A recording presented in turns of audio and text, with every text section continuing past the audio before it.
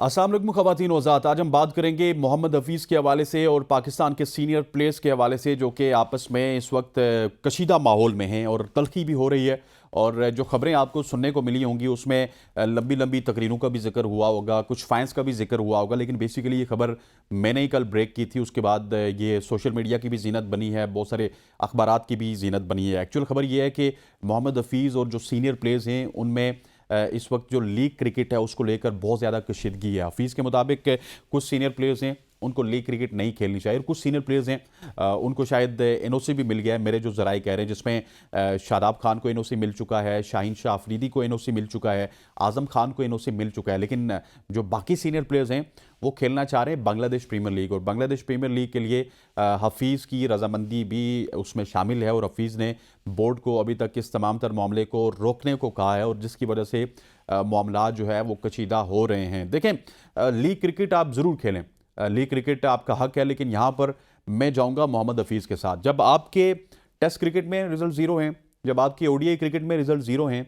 जब आपके टी20 में अभी तक तो रिजल्ट ज़ीरो हैं, अब ये एक बहुत बड़ा मौजज़ा होगा कि हम अगले 3 मैचेस जीत जाएं, जो मुझे बहुत कम होते हुए नज़र आ रहा है। क्योंकि ये आपको डोनिडन के जो मैच है उसी में पता चल जाएगा कि पाकिस्तान की टीम क्या ये सीरीज़ हारेगी या जीतेगी। अगर वो जीतेगी तो फिर एक उम्मीद बाकी रहेगी, अगले 2 मैच अगर हम जीत गए तो ये उम्मीद तो बाकी रहेगी 5वें मैच तक। लेकिन अगर अगला ही मैच हम हार गए तो फिर ये उम्मीद भी खत्म हो जाएगी कि हम न्यूजीलैंड में कोई सीरीज़ जीत सकते हैं। टेस्ट क्रिकेट में परफॉर्मेंस हमारी सिफर है, ओडीआई में सिफर, टी20 में सिफर, फिर भी हम लीग्स खेलना चाह रहे हो। लीग्स खेलने का नुकसान क्या है वो मैं आपको बता रहा हूं। देखिए, जब हारिस रऊफ लीग खेलेगा या शाहीन शाह अफरीदी लीग खेलेगा या बाबर आजम इवन लीग खेलेगा, तो वो जितना ज़्यादा दुनिया में जाके क्रिकेट खेलेंगे उनका अपना एक्सपोजर तो बढ़ेगा, लेकिन उनके खिलाफ बॉलिंग करने वाले या बैटिंग करने वालों का भी उनके खिलाफ एक्सपीरियंस बढ़ेगा, और अल्टीमेटली इसका उन्हें नुकसान होता है। हम देखते हैं कि आईपीएल में पूरी दुनिया जाके इकट्ठी हो जाती है, और इसी वजह से जो इंडियन क्रिकेटर्स हैं वो पूरी दुनिया के बॉलर्स को उन्होंने पढ़ा हुआ है, वो उनको बेहतरीन खेलते हैं, और कभी कभार वो पाकिस्तान के बॉलर्स के खिलाफ फंस जाते हैं जब पाकिस्तान के बॉलर्स उनको फंसाना चाहें। वो बाकी लीग्स नहीं खेलते, और उसका इंडिया को भी फायदा होता है कि वो ज़्यादातर अपने आप को, अपने प्लेयर्स को एक्सपोज नहीं करते। आप एक गली मोहल्ले की टेप बॉल क्रिकेट की मिसाल ले लें, जब एक बॉलर नया नया आता है तो उसकी बॉल किसी को समझ नहीं आती, लेकिन जब वो 4 5 10 बड़ी लीग्स खेलता है ना, तो उसके बाद उसके हाथ को, उसकी हर चीज़ को जो बैट्समैन है वो पढ़ लेता है। लेकिन जब इंटरनेशनल क्रिकेट की बात की जाए तो आप जब कोई लीग जाके खेलेंगे, किसी प्लेयर के साथ खेलेंगे, वहाँ पे डाटा एनालिस्ट होते हैं, वहाँ पे बायो मैकेनिक्स पे काम होता है, तो आप एक्सपोज होते हैं। आपने देखा होगा कि 2021-22 से पहले, 21 से पहले आप अगर देख लें तो पाकिस्तान की क्रिकेट बिल्कुल बूम में जा रही थी। उसकी वजह ये थी कि आपके क्रिकेटर्स पीएसएल के अलावा एक आधी कोई बांग्लादेश टाइप लीग खेल लेते थे, उसके बाद सारी चीज़ें सेटल डाउन हो जाती थी। लेकिन जो ही नजम सेठी का रिजीम आया, उन्होंने आके खुले जो है वो एनओसीज बांटे, जिसमें शाहीन शाह अफरीदी ने ना सिर्फ D100 खेला बल्कि विटिलिटी ब्लास्ट भी खेला। रिजवान साहब श्रीलंका से हेलीकॉप्टर में बैठ के पता नहीं कनाडा पहुंच रहे हैं। बाबर आजम श्रीलंका में पूरा 1.5 2 महीने बैठे रहे, नसीम शाह बैठे रहे। तो उसका अल्टीमेट आपने इफेक्ट देखा होगा, वो आपको एशिया कप में भी मिला, वो आपको वर्ल्ड कप में भी मिला, क्योंकि आपने जिन प्लेयर्स के अगेंस्ट खेलना होता है वो किसी ना किसी इंटरनेशनल टीम के साथ एसोसिएट होते हैं, उनको आपके प्लस का, आपके नेगेटिव्स का पता चल जाता है।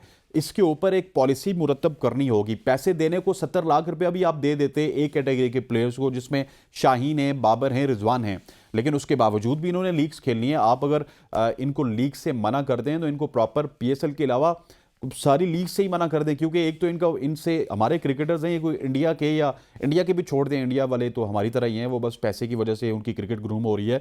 आप इंग्लैंड की या ऑस्ट्रेलिया की बात कर लें, मिचेल स्टार्क ने, पैट कमिंस ने, बहुत सारे ऐसे प्लेयर्स हैं जिन्होंने पिछले साल आईपीएल नहीं खेली अपने वर्कलोड मैनेजमेंट की वजह से। उनको पता था वहाँ पे जाएंगे हम एक्सपोज हो जाएंगे, हालांकि इंडियन कंडीशंस में ही वर्ल्ड कप होना था, लेकिन उन्होंने आईपीएल नहीं खेली। और हमारे प्लेयर्स हैं, हमारे प्लेयर्स को तो ना कोई उतनी ग्रूमिंग होती है, क्योंकि कोई जो है वो किस बैकग्राउंड से आता है, कोई किस बैकग्राउंड से आता है, सेटल बैकग्राउंड से तो कोई भी नहीं आता, ज़ीरो से हीरो बनते हैं। तो इनको भी फिर पैसा कमाने का बहुत ज़्यादा शौक होता है, लेकिन उस पैसा कमाने के लिए फिर इनका जो कैरियर है वो बड़ा लिमिटेड सा हो जाता है। अब 23 साल की उम्र में शाहीन शाह अफरीदी साहब का पेस अगर 128-129 में या 130 में आ गया, तो इसकी ये भी वजह है, इसमें उनकी टीम के साथ वर्कलोड मैनेजमेंट की भी वजह है, और ये भी वजह है कि जो अब खिलाड़ी उनको फ्री फ्लो में खेल रहे हैं वो डिफरेंट लीग्स में जाके उन खिलाड़ियों के साथ खेलते हैं। तो यहाँ पे मैं हफीज़ के साथ जाऊंगा और पीसीबी को एक आंसर है नो और बड़े लेवल पे। ये नहीं कि नजम सेठी साहब आए तो वो वापस एनओसीज देना स्टार्ट कर दें, जक्का साहब आए तो वो एनओसीज बंद करना स्टार्ट कर दें।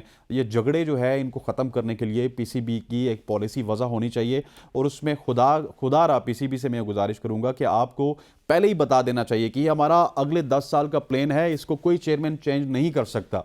जब ऐसे करेंगे तो तब आपकी क्रिकेट ग्रो होगी। अगर ऐसे नहीं करेंगे, हर चेयरमैन के आने के साथ आपकी पॉलिसीज चेंज होंगी, तो फिर आपकी क्रिकेट के साथ ऐसा ही होगा। आज के व्लॉग से इतना ही, इजाज़त दीजिए, अल्लाह हाफिज़।